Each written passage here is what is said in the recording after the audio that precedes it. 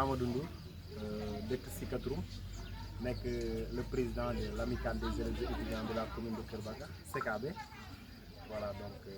ñu organisé woon des journées d'assainissement le 2 dem ak tey le 3 tey nekk vendredi, donc ñu organisé ko en collaboration avec la jeunesse de la commune toute entière, ñi Cariac ñi Mbam ñi voilà anywhere fu nekk rek gars yi jógee nañ fa ñëw jàppale gi. Donc je pense que gis ngeen mbooloo mi mu nekk nag franchement une réussite parce que lii la ñu xaar ci suñuy jeunes ñoom ñëpp bu ñu wootee ñu ñëw jàpp ñu xam ne donc c'est la commune qui a besoin de nous, ñu xam ne c'est pas pour moi, c'est pas pour l'autre, mais c'est pour la communauté toute entière. Et donc ça c'est un don de soi, comme on dit, pour la patrie. À vrai dire amul différence, mais bon comme ni ma ko waxee woon dëmb rek si nga xam nga bon malheureusement dañu xëy le jour du nettoiement ñu annonce suñu benn décès. Malheureusement mënatuñu fomm affaire yi parce que man jëloon naa initiative ba woo gars yi ba ñu bëri ñëw, donc mënatuma woon fomm affaire yi dama waxoon rek nañ dem def lu ñu mën rek après fu mu yem baax na. Donc moo tax mënuñ ko woon fomm, moo tax aussi bëriwutoon nit parce que décès moo fa amoon. Mais tey Kër Baka ma def le tout, donc ñu woo ñëpp franchement xam nga Kër Baka aussi c'est facile à venir, c'est un carrefour. waa Koné dañuy ñëw, waa voilà Mbamb, waa Sinthiou Mood, waa Tanaboudaay, tu vois. Donc ça loolu rek moo expliqué réussite bi ñu am. Ngat bi ma ciy def c'est simple, c'est que on a une jeunesse qui est engagée, hein, franchement parlant. Am nañ jeunesse boo xamante ni elle est très très engagée. Il suffit juste nga woo leen sur des actes nobles ñoom ñu ñëw wuyu si la. te tey ça est une belle preuve, ñoom ñëpp ñëw nañ tey duñ fi jógee te bon la plupart defuñ ko. waxuma nag dina jeex mais bon dinañ def lu maximum pour vraiment permettre suñuy rakk suba bu ñu ñëwee école jàng si voilà ñu mën a nekk dans de bonnes conditions, ñu permettre leen comme ñëpp nuñ koy defee ubbi tey jàng tey mën a nekk une réalité ici dans la commune de Kër Baka. Donc à part cela bon à part cela li may dolli mooy comment dire ñaax parents yi ak comme vous l'avez dit mooy ne l'éducation moom moo fi nekk. tey ñi ñuy woolu ñuy woote ñuy topp seen giraaw ñuy diriger, il faut étudier, c'est ça. Et tey bu ñu defee lii sacrifice ñun duñu woote lamb ñu dem di béy fu ñuy tegee lamb, donc école la ñuy woote ñu dem di béy école ba. C'est parce que école dafa am valeur, école donc mooy avenir, il faut ñu jàppaat école bu baax a baax. donc jeunes yi ci loolu laa leen di woo, parents d'élèves yi ñu bàyyi seen doom yu jàng ñu ñëw université am xam-xam. ñun la jeunesse de Kër Baka suba dañu war a diriger réew mi, diriger àdduna bi. Et c'est possible, il faut ñu gëm ko en fait. Voilà, donc loolu la. Bon déjà ñu ngi nuyu ñëpp di sant di rafetlu également initiative bi nga xamante ne jël nañ ko muy comme ni ko président waxee rek collectif bi ce qui réunit l'ensemble des élèves et étudiants. Malgré waxuñ élèves étudiants kese lañ ci gis mais on a invité toute la jeunesse de la commune de Kër Baka. Vraiment gis nañ mobilisation bi gars yi ñëw nañ. teew nañ vraiment farlu nañ ci liggéey bi aussi ñu nekk initiative boo xamante ne dañ koy rafetlu te yaakaar naa ne aussi ñëpp a ngi koy rafetlu. Bon comme ni ko président waxee en tout cas j'avais oublié même de me présenter, moi c'est Moussa Diop, je suis le secrétaire général de ce collectif. Merci monsieur Faring Ndiaye. dinaa sawar pour tontu ci question boobu parce que déjà lorsque bu ma tegee sama premier pied rek ci buntu école bi vraiment ça m'a rappelé quelque chose et c'est une fierté aussi parce que on est tous passés par là. bu ñu nekk fii peut-être ne demee wutoon nii mais gis nañ que y a des améliorations ci école bi mu nekk loo xamante ni ñu ngi koy rafetlu bu baax a baax. ci contenté gis nañ également suñu surveillant monsieur Sadio mu ngi fee ne monsieur Ndiaye bu ñu jàngee fii ñoom aussi fii lañ nekkoon. Déjà ñu kontaan nañ ci bu baax a baax di wax rek surtout les élèves on les invite également ñu ngi leen di woo bu baax a baax ñu gën a góorgóorlu. Le président l'a dit gis nga éducation on a dit que c'est la base de toute chose. Éducation moom moo jiitu te moom mooy parce que xam-xam ci la lépp nekk. Donc comme boo demee pour sàkku ci xam-xam donc nañu ne na nekk loo xamante ne daal dañ ciy farlu def ci flag fayda parce que commune yi ñëpp maanaam ñun dañu war di xeex à chaque fois bu ñu gisee réussite mu nekk loo xam dañ ko indi fii nii au niveau de la commune. Donc daal loolu daal mooy objectif. Autre chose mooy nga ne ma ñaax parents yi maanaam lii sax bu ñu ko daan def dem yaakaar naa je sais pas le PCS l'a dit maanaam lii parents yi dafa waroon nekk loo xamante ne même parents dañu waroon ñëw di teew ci lu mel nii. ñu gën a mën a ñaax xale yi xam ne lii ñun defañ ko suñu bopp xale yi ñoo ko moom. Donc en tout cas loolu laa amoon lu ma ciy wax. laisser le PCS peut-être moom aussi dina ci am lu leer. Merci. D'accord, en tout cas bonjour asalaamaaleykum maa ngi nuyu ñëpp maa ngi jiital nuyu bi monsieur le président monsieur Amadou Ndoye son excellence maa ngi lay nuyu aussi di la jaajëfal d'abord di nuyu le SG di nuyu aussi Magaye Dramé di nuyu aussi Fandine Ndiaye maa ngi nuyu ñëpp tous les représentants ici présents. Moi c'est Mamadou Lamine Dramé, je suis étudiant à la faculté des lettres et des sciences humaines à l'université Cheikh Anta Diop de Dakar. Man maay l'actuel PCS, c'est-à-dire le président de la commission sociale du CKD. Man maay son PCS. Bon gis nañ que ne démb ci heure yi ñu ngi woon CM de Sicapou nekk fa ñun ñii yaakaar naa ñun ñii yëpp tase nañ fa ci lan ci li nga xam ne mooy acte bu noble bi nga xam ne président moo toog gis idée bi mu rafet mu convoqué ñu ci ñu nangul ko ko donc loolu moo ñu fa yóbbu woon démb Sicap tey aussi gis nañ ko démb le 2 tey le 3 ñu ngi fii au niveau du CM de Kër Bakar pour lan pour juste une journée de désherbage boo xam ne journée boo xam ne ñoo ñëw tey pour lan béy école CM de Kër Bakar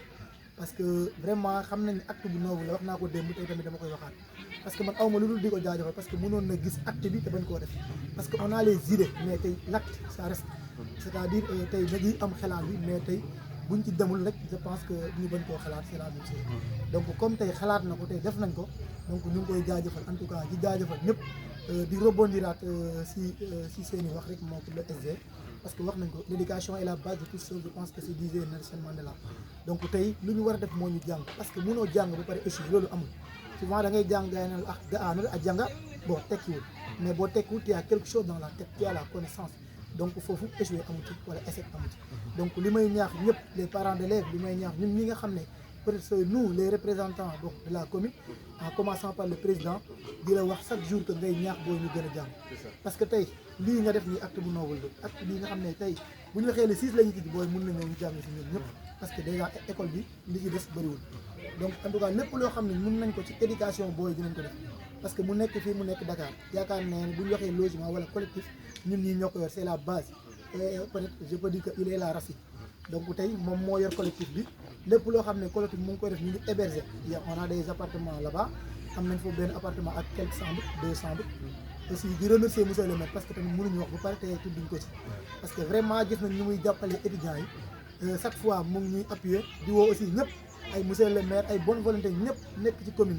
bi ñu xam ne étudiants yi ci commune bi lañ dëkk à savoir le DG les Cheikh Ndiaye les Cheikh Tako bàyyuma kenn képp koo xam ne ci commune bi nga dëkk mu dëkk Tanda mu day ak foo mënti dëkk les Maître Ndéné les Samba ñoom ñëpp ñu ngi leen di woo Déthié Diouf di ñu leen di woo ñoom ñëpp ñu ñëw jàppale en tout cas étudiants yi vraiment gis nañ nag seen jàpp parce que ñoom bàyyiwul à chaque fois ñu ngi woo étudiants yi ñu ngi leen di jox dara ñu ngi leen di conseil parce que tamit jàpp dafa nekkul ci joxe kese mais tey booy waxee nit ki ne Lamine jàngal je pense que jàppale nga leen en tout cas ñu ngi leen di remercier ñoom ñëpp di remercier aussi Fandine Ndiaye chaque fois bugguma wax ba pare te waxuma ko parce que c'est mon ami c'est un grand philosophe d'ailleurs parce que waaw on discute souvent parce que xam naa ko bu baax donc ñu ngi lay remercier bu baax di la ñaanal li nga yor yàlla mu doon ay télévision des télévisions en tout cas merci beaucoup à tous merci monsieur le président je vais passer la parole à monsieur Magaye Dramé merci beaucoup. oui Lawi comme ni ngeen ko waxee aussi yaakaar naa wax bi rafet na tey na mu bañ a gudd rek mais l'essentiel bi je pense wax ngeen ko mënuñ fee wax aussi borom loo xam ni aussi waxu leen ko aussi vraiment di leen di remercier bu baax a baax aussi ci initiative bi démb comme ni ngeen ko waxee ñuy woon Sicap tey aussi ñuy fii Kër Bakar dañ ciy sawar di gën cee profité aussi di motive pour gars yi gën a am motivation di mën di teewee lii aussi parce que même bi nga ñëwee ñoom monsieur Ngom ñoom Sadio bi si fekk rafetlu nañ geste bi aussi moo tax lu baax aussi boo koy def à chaque fois ñu di koy répéter loolu aussi da ci am sens profité mi waale suñ ganaar yi ubbi tey jàngi tey bi moom ñun kon nañ am nañ ci part de responsabilité bu rëy a rëy parce que même bu fekkoon ne suba lañ wax ut kii sax mën nañ dem jàngi parce que ils sont les moyens nécessaires yi am nañ ko pour mën a dem ubbi tey jàngi tey parce que comme le 27 passé bi mooy samedi bi def nañ foofu ay remise des fournitures jox leen ko encore prix encore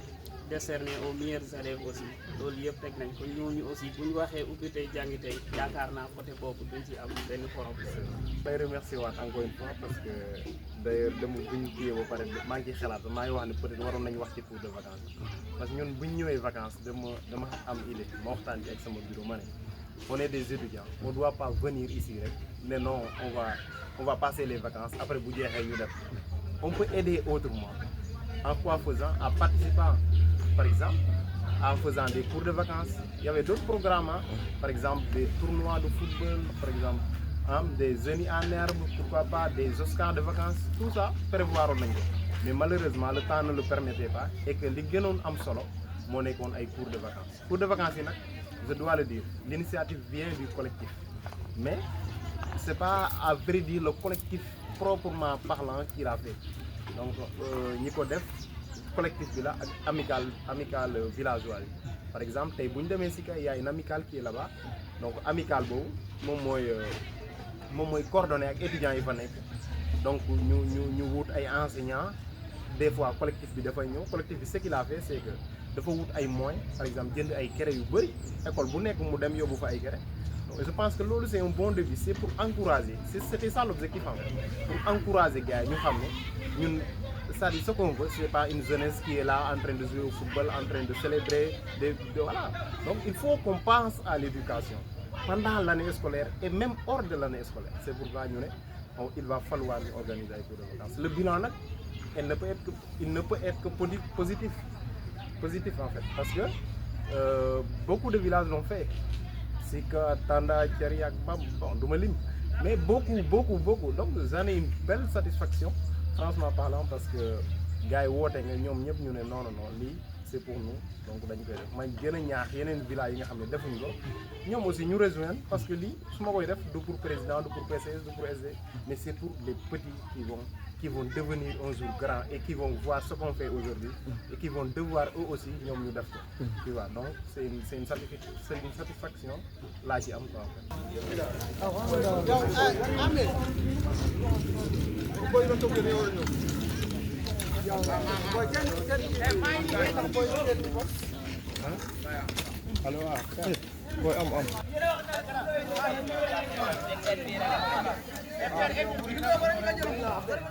Voilà, donc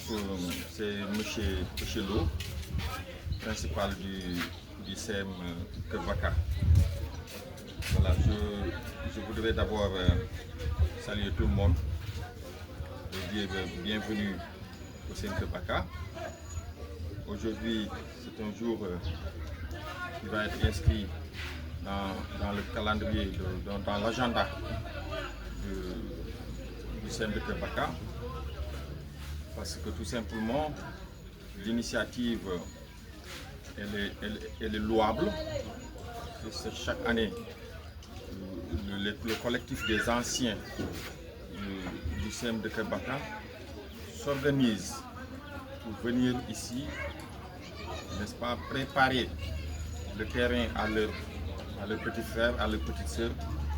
pour que la rentrée soit dans des conditions les meilleures. J'ai pris service au CM Kër Bakar l'année passée, le 2 octobre, c'est-à-dire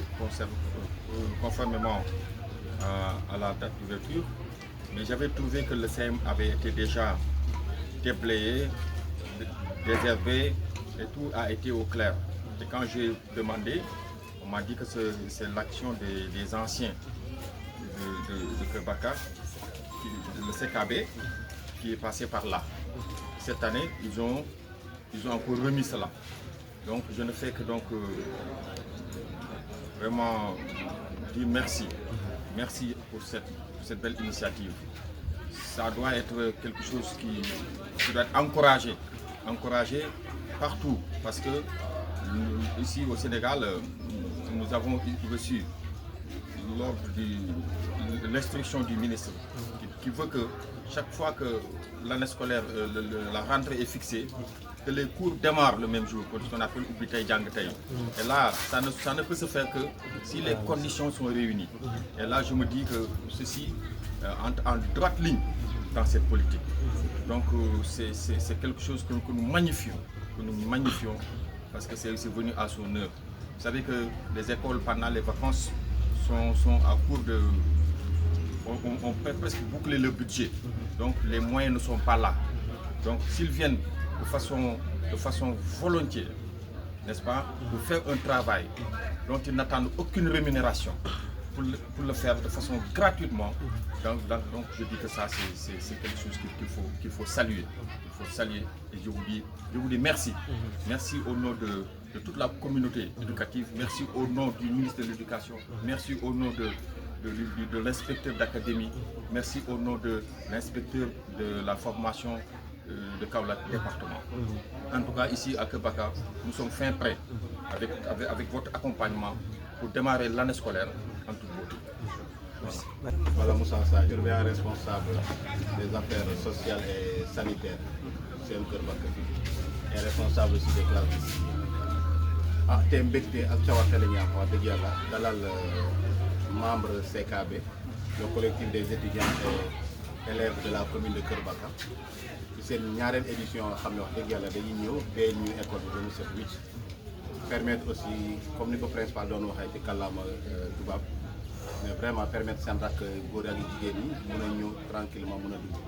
ci classe yi parce que kenn xamante ne lu mel nii dafa commencé di raar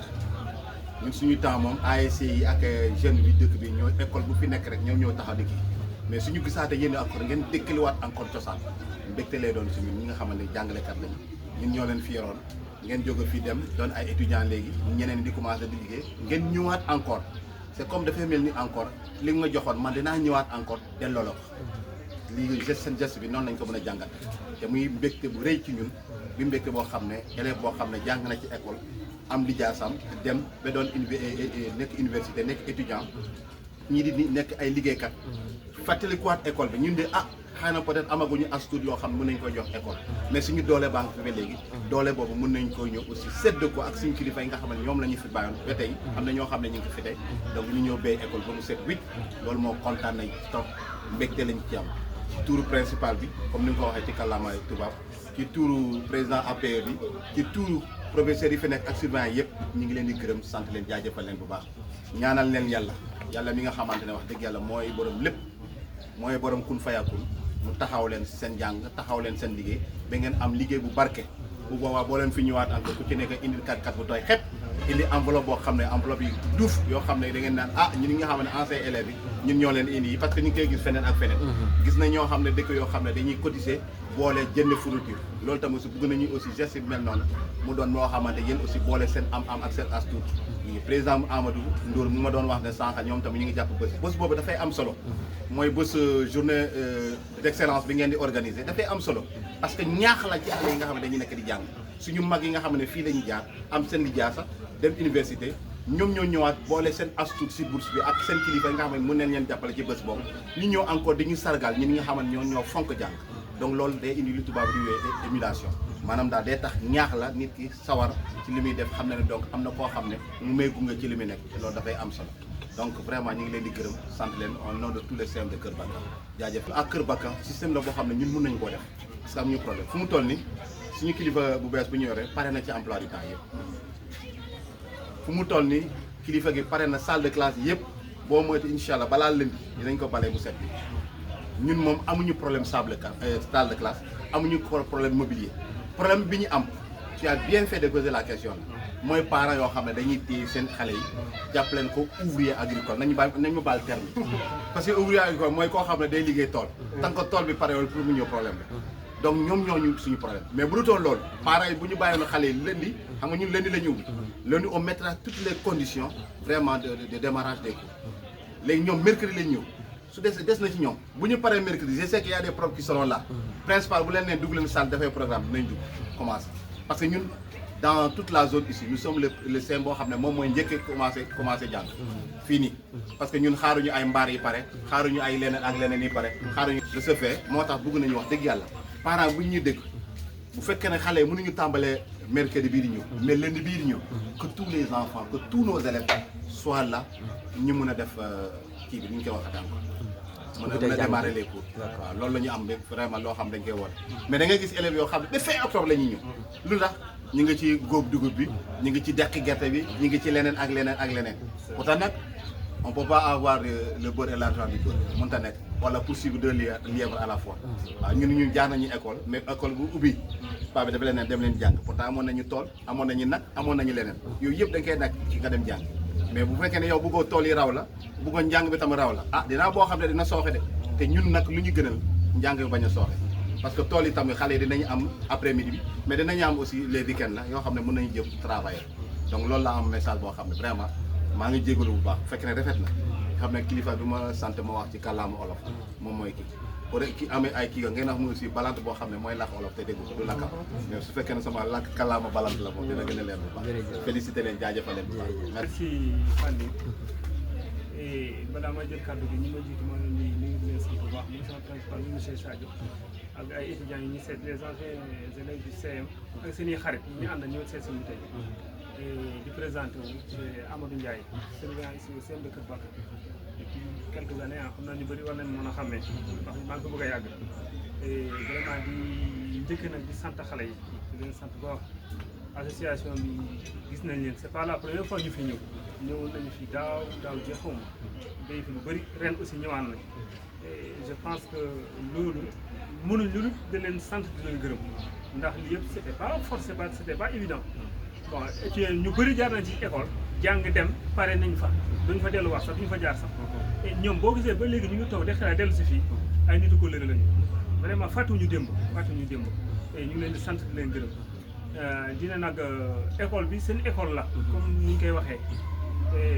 les hommes passent les gestes demeurent man maa ngi fi bëgg a yàgg am na ñu ma fi nekkoon ay professeurs tey gisatuma leen dem nañu bu yàgg mais jusqu'à présent nos anciens élèves ñu ngi fii ku ma dajal biir école bi maa ngi dajee si mbedd mi ou bien maa ngi fekk si sa biir kër et cetera ñu ngi am ay relation kon nag sécurité école bi mu ngi place am moom demul fenn ñu ñooy dem ak ñëw et di profité aussi di les élèves ñi nga xam ne peut-être que jaaroon nañ fi tey affaire bi yëg nañ ko yëguñu ko ou bien fekk na la fu sori bëggoon nañu ñëw mënuñu ñëw et ñoom aussi ñu ngi leen di sant di leen gërëmaale ndax daaw am nañu fi nekkoon daaw tey nekkuñu fi am na ñu fi nekk ren bés bi peut-être que déwén mën na fekk yeneen situation te loolu la nit ñaa mu nekk situation bu gën ci ñoom waaw et vraiment kontaan nañu ci gàttal bon je pense que sama principal ak Sadio monsieur Sadio wax nañu lépp lu mënuma lu fédéré daal sama ci war au nom de l'école au nom de tout le monde vraiment kontaan nañu trop di leen sant di leen gërëm ubbi tey jàng tey Sadio wax na ci je pense que Kër Baka amuñu problème boobu le seul problème qu'on a ici depuis mooy que ne école day ubbi professeur yi ñëw toog corps professoral bi surveillant yi ñëw mais parfois élèves yi lañ dul gis dañuy pay yéen ñiy wax vous êtes passé par là xam nga ni ñuy di wax donc da ngay toog ba presque fin octobre élèves yi commencé doog a ñëw et je pense que le temps ne nous attend pas école boo xasee ubbi école ubbi na de dañuy compter jours yi day dem examen bu ñu programmé benn date ne date la ñuy def bii BFEM ou bien dañuy def kii duñ ko mës a changé kon nag xale yi dañuy bàyyi xale ngir yàlla parents yi ñëw jàng si nañ leen bàyyi ñuy jàng si et gis naa fi ay cas yoo xam ne il se peut que bon mënuma citer ay tour mais am na parents d'élèves yoo xam ne ba léegi maa leen di fàttali de seen doom bi jàngee na fi école ubbi ñun ñooy mujj a jël téléphone woote parent bi ne ko sa doom bi anam ndax dina ñëw mu ne ma sii dina ñëw mais day fekk mu ngi ko téye si tool yi dama jàppale si góob dama jàppale si mboq dama jàppale si noonu te booy bu demee ba fin d'année bu fekkee résultat yi doxul moom parent boobu mooy njëkk a tourné def xas xale boobu noonu alors que c'est la faute à l'enfant kon nag nañ bàyyi xale ñu ñëw jàng si Kër Baka ñun yàlla may nañu situation boo xam ne vraiment mën nañu ubbi tey jàng tey te ñu ngi koy jéem te corps professoral ñoo gën a jafe ñoom dañuy teew kon nag lii laa amoon ci gàttal li may wax et sant leen gërëm leen di kontaan trop ci yéen bon mu dama cité tour nag moo cité tour rek ku li desal quoi mais merci à tout le monde di leen ñaanal yàlla li ngeen bëgg yéen a xam yàlla nañ ko yàlla defal monsieur Ngom surveillant meke CM Kër Baka donc in way ngidma nuun no karale nu ngarna mene yoon fo gox ne ngide a den tete a den bo de njar calel mosu kene parce que refe une première fagun faak aussi nu ngar a mbi nan nene donc cette année aussi nu ɓatanga ngar ka yoɓanda tige parce que xaye élève lu garna xano jeg possibilité ñaaƴ rok no classe sans aucun problème donc a fiyangan i mbage mbi dara lu dul ngidma nuun parce que a fel'anga nuun aussi nuun donu ten ñu laace benn dërëm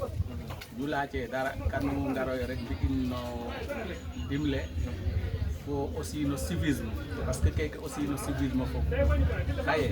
nu nde a meen wala a jega andoona sax ndefe meen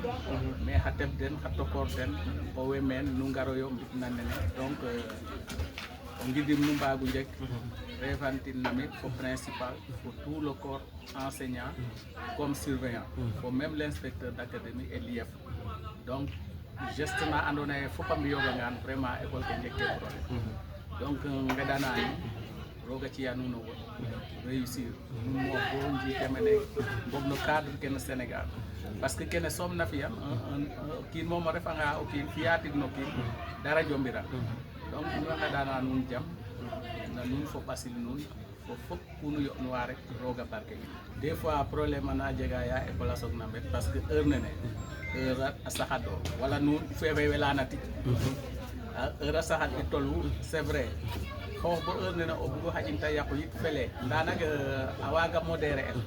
c'est-à-dire o élève ale garanga a waga xiranda ret no qol